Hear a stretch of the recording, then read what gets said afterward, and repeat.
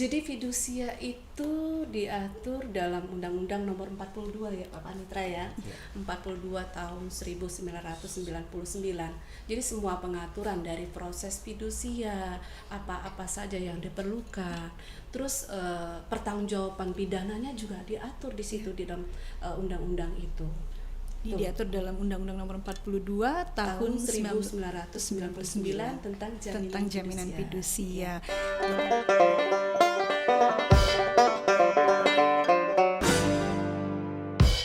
Halo Sobat Polri, dimanapun Anda berada, senang rasanya saya, Brigadir Lutfi Aziati, bisa menjumpai Anda dalam Polres Prabu Muli Podcast, yang mana kami akan menghadirkan informasi-informasi penting dan juga menarik bersama bintang tamu spesial yang akan kami hadirkan di studio Polres Prabu Muli Podcast. Dan hari ini telah hadir bersama saya di studio Polres Prabu Muli Podcast, yaitu Ibu Arlen Veronica SHMH yang merupakan hakim dan juga Ketua Pengadilan Negeri Kota Prabu Muli. Bagaimana kabarnya hari ini, Bu? Sehat? Sehat sekali. Alhamdulillah. Dan hari ini Ibu juga nggak sendiri ya, Bu ya, didampingi sama Bapak Panitera di Pengadilan Negeri Kota Prabu Muli, yaitu Bapak Helni Aryadi SHMH. Sehat Pak hari ini, Pak? Alhamdulillah sehat. Alhamdulillah ya Pak, ya senang rasanya Ibu dan Bapak juga bisa hadir di studio Polres Prabu Muli ini untuk memberikan informasi-informasi yang penting dan juga menarik kepada masyarakat Kota Prabu Muli. Dan tentunya di tengah kesibukan Ibu sebagai seorang hakim ya Bu ya, banyak sekali pasti jadwal sidang dan alhamdulillah hari ini menyempatkan diri untuk hadir. Dan memang pada kesempatan ini sengaja saya undur sidangnya siang. Oh iya. Khusus untuk podcast ini. Khusus untuk memberikan informasi pastinya kepada masyarakat Kota Prabu Muli. Benar sekali ya Bu ya. Untuk perkara-perkara sendiri di Kota Prabu Muli yang sering terjadi atau yang sering Ibu tangani biasanya perkara apa nih Bu? Jadi kalau untuk di Kota Prabu Muli itu mungkin masyarakat di sini sudah pada tahu ya, sudah pada paham bahwa rata-rata perkara yang kita tangani di Pengadilan Negeri Prabu Muli itu rata-rata perkara narkoba. Oh iya, perkara narkoba tinggi berarti tingkat narkobanya ya Bu ya. Jadi kalau perbandingan persentase itu perkara narkoba itu kira-kira 80% dari perkara-perkara yang masuk ke rata-rata perkara narkoba. Banyak sekali berarti perkara narkoba yang terjadi di Kota Prabu Muli ini ya Bu ya. Mbak Vivi. Nah, selain dari perkara narkoba ini kan Bu, baru-baru ini viral di media sosial itu masalah debt collector yang menarik paksa kendaraan di tengah perjalanan ya Bu. Benar sekali ya. Dan hal tersebut kan tentunya berkaitan dengan fidusia. Iya. Nah, ini kadang-kadang masyarakat sendiri tuh masih awam dengan kata fidusia. Sebenarnya fidusia itu apa sih Bu? Bisa Ibu jelaskan masalah fidusia ini? Jadi di sini saya akan mencoba menjelaskan kepada masyarakat mengenai fidusia. Jadi fidusia itu sendiri itu merupakan hak kepemilikan suatu benda atas dasar kepercayaan dengan ketentuan bahwa benda yang dialihkan kepemilikannya itu tetap berada dalam penguasaan si pemilik benda itu. Jadi secara umum pengertian fidusia seperti itu. Dan boleh saya jelaskan kembali? Iya, boleh Bu. Boleh diberikan waktu yang seluasnya nih untuk Ibu menjelaskan. Jadi biasanya objek apa saja ya yang dijadikan jaminan dalam fidusia itu bisa berupa benda bergerak. Benda bergerak terdiri dari benda berwujud dan tidak berwujud, dan satu lagi benda tidak bergerak. Jadi untuk benda tidak bergerak itu biasanya yang tidak dibebani oleh hak tanggungan. Itu mengenai objek fidusia. Dan fidusia itu sendiri, perjanjian fidusia itu sendiri itu biasanya dia mengikuti perjanjian pokok. Jadi sebelumnya memang ada perjanjian, misalnya contoh perjanjian pembiayaan kendaraan, dan itu diikutkan dalam perjanjian fidusianya. Jadi dengan diikutkan dalam perjanjian fidusia itu semacam perjanjian yang aksesoris, jadi perjanjian tambahan. Jadi harus didaftarkan terlebih dahulu untuk perjanjian fidusianya itu pada kantor pendaftaran fidusia. Jadi akan turun yang namanya sertifikat fidusia. Nah, disitulah sertifikat fidusia itu kan ada ira-ira tuh demi keadilan berdasarkan ketuhanan yang Maha Esa. Itulah yang sekarang menjadi debatable kita pada saat ini yang viral itu ya, Bu Vivi ya. Kurang lebih seperti itu gambarannya. Jadi singkatnya kalau masyarakat yang paham selama ini kan, kalau misalnya kita nih kredit motor misalnya ke leasing ya Bu ya, nah itu pasti sudah ada jaminan fidusianya bagi si debitur kalau kita bilang seperti debitur, itu, benar ya Bu ya. Untuk fidusia ini sendiri diatur nggak sih Bu dalam undang-undang di Indonesia ini? Jadi fidusia itu diatur dalam Undang-Undang Nomor 42 ya Pak Panitra ya. 42 tahun 1999. Jadi semua pengaturan dari proses fidusia, apa-apa saja yang diperlukan. Terus pertanggungjawaban pidananya juga diatur di situ di dalam undang-undang itu. Diatur dalam Undang-Undang Nomor 42 tahun 1999 tentang jaminan fidusia.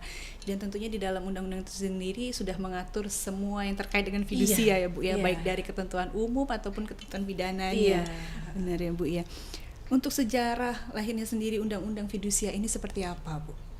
Jadi sejarah lahirnya undang-undang fidusia ini awalnya dari undang-undang hak tanggungan kan. Jadi perluasan dari undang-undang hak tanggungan yang sebelumnya tidak mengatur lebih rinci tentang fidusia itu. Jadi memang kan masyarakat kita kan awam mengenai hal itu.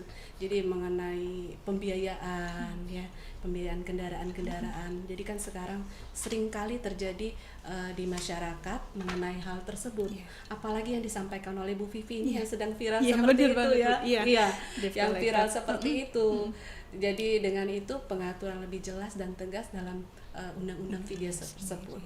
Dan juga perlu saya tambahkan di sini mungkin terhadap undang-undang fidusia pun itu terkait mengenai cedera janji, cedera janji ataupun wan prestasi di sini itu juga telah dilakukan uji material ke Mahkamah Konstitusi dan telah dikeluarkan putusannya.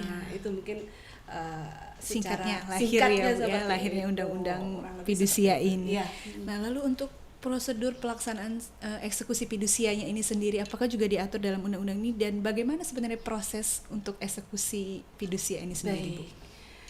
Jadi penegasan mengenai pengaturan proses eksekusi jaminan fidusia itu sendiri sebenarnya ini lahir dipertegas kembali dengan adanya putusan MK.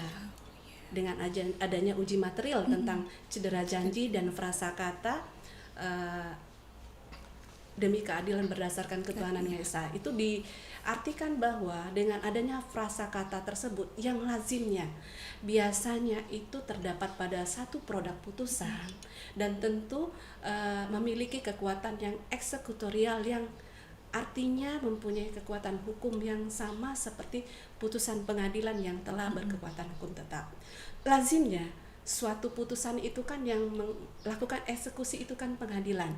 Nah, uniknya di sini untuk putusan fidusia, jaminan fidusia itu dalam uji material MK, jadi prasakata itu disamakan bahwa lembaga yang ditunjuk ataupun secara kasarnya yang berwenang untuk melaksanakan eksekusi fidusia itu pengadilan, dalam hal ini pengadilan.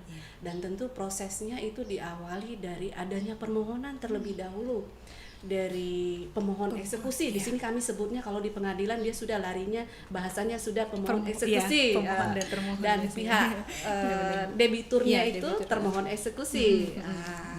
Jadi yang bersangkutan mengajukan permohonan ke pengadilan dan tentunya ada beberapa checklist yang kita periksa untuk kelengkapan tersebut, permohonan tersebut. Nah, salah satu yang kita harus periksa, yang harus dimiliki pemohon eksekusi ini adalah sertifikat fidusia tadi. Jadi kemudian setelah itu kita proses dan akan dinaikkan ke ketua pengadilan biasanya, dan ketua pengadilan akan mendisposisi kepada panitra. Panitra akan membaca kembali dan membuatkan resume. Resume kemudian diserahkan kepada ketua pengadilan. Baru akan berjalan proses berikutnya. Proses berikutnya itu setelah lengkap semua, tentunya ada biaya perkara yang harus dibayar ya. Demikian ya Pak Panitra ya. Dan setelah kelengkapan selesai, tentunya proses terus berlanjut. Proses berikutnya itu adalah ketua pengadilan akan melakukan unmanning. Jadi unmanning itu semacam teguran kepada pihak termohon eksekusi, dalam hal ini debitur yang dianggap cedera janji tadi. Itu. Jadi dalam proses unmanning itu tentunya dipertemukan kedua belah pihak, dan kami dari pihak pengadilan akan menyampaikan bahwa termohon ini ada tunggakan nih, dan tunggakannya sekian, bagaimana nih. Jadi itu ada semacam, kita buat semacam mediasi lah. Jadi nggak Bermusyawarah serta-merta di situ. langsung kita Iya, ngambil ya Bu tidak ya. serta-merta langsung kita sita, Iya, tidak. enggak.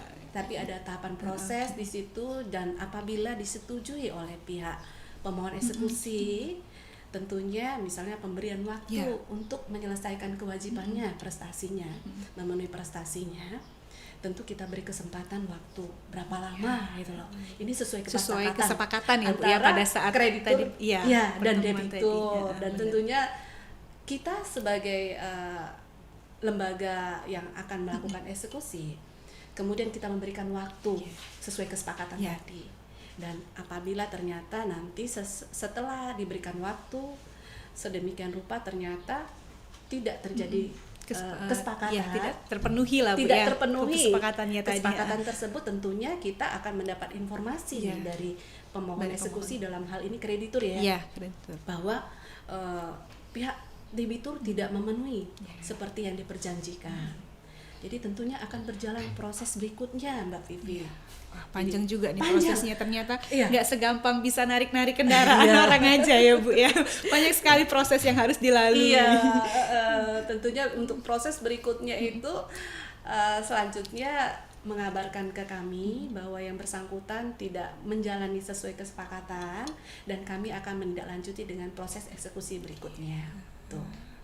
Seperti itu lah, kurang lebih. Untuk Bu Vivi. proses eksekusi selanjutnya nih, bisa mungkin Pak Panitera menambahkan nih Pak, biar masyarakat juga lebih jelas nih, lebih paham, atau terus juga terkait biaya perkara ini gimana maksudnya Pak? Untuk biaya perkara ini bisa ditambahkan mungkin Pak Panitera.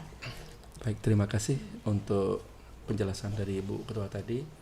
Tahap selanjutnya setelah tidak adanya kesepakatan, itu dari pihak pemohon melaporkan kepada Ketua Pengadilan secara tertulis bahwa tidak terlaksananya kesepakatan yang diberikan waktu tadi. Setelah itu Ketua Pengadilan mengeluarkan penetapan agar sita eksekusi dapat dijalankan. Namun sebelum itu didahului dengan surat yang dibuat oleh Ketua Pengadilan Negeri, permohonan tentang untuk bantuan pengamanan ke pihak kepolisian, dalam hal ini Kapolres tempat. Nah, dalam tahap itu nanti ketua sudah menyiapkan penetapan, kemudian dari kepanitraan itu sudah menyiapkan berita acara kalau nanti objek yang dijaminkan tadi, misalnya barang yang bergerak, kendaraan atau mobil, sudah disiapkan dari pengadilan. Nah, pemohon secara aktif, kemudian mungkin memerlukan bantuan dari kepolisian, sudah mencari. Jadi dalam hal ini karena objeknya bergerak, jadi antara pemohon dan keamanan berdasarkan surat Ketua Pengadilan itu sudah mencari informasi di mana objek itu berada. Mengenai biaya ini dari awal sudah ditaksir berdasarkan kami di administrasi kepanitraan sesuai dengan biaya besarnya biaya yang sudah dibuat SK Ketua Pengadilan. Jadi dan sudah dipublish, jadi sudah ada rinciannya. Sudah ada ketentuannya sendiri terkait biaya perkara ini. Jadi biasanya penghitungan biaya perkara itu ada semacam radius. Jarak radius, dari di mana tempat yang akan kita eksekusi, benar Bu ya. Iya, seperti itu. Jadi memang sudah ada baku radius. Jadi per tahun biasanya kita perbarui sesuai misalnya BBM-nya naik nih. Oh iya, benar banget, kalau BBM-nya naik pastinya naik juga biaya perkara. Benar banget kan Bu. ke tempat eksekusi itu kan tentunya perlu ongkos ya. Iya benar benar banget. Kurang lebih seperti itu.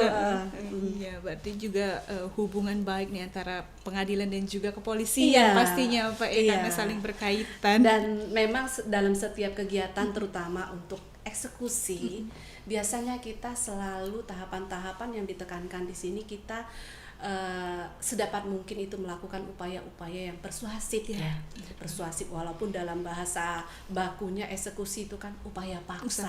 Jadi semacam upaya paksa ketika pihak yang kalah itu tidak mau melaksanakan putusan secara sukarela. Itu loh. Jadi makanya dilakukan eksekusi.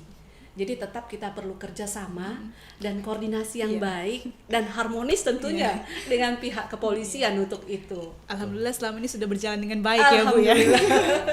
Iya, berarti eksekusi ini jalan terakhir Iya. apabila tidak ada kesepakatan antara kreditor dan Iya. debitur. Benar begitu Iya, Bu ya? benar. Jadi merupakan upaya terakhir, Iya. ini upaya paksa. Upaya paksa. Iya.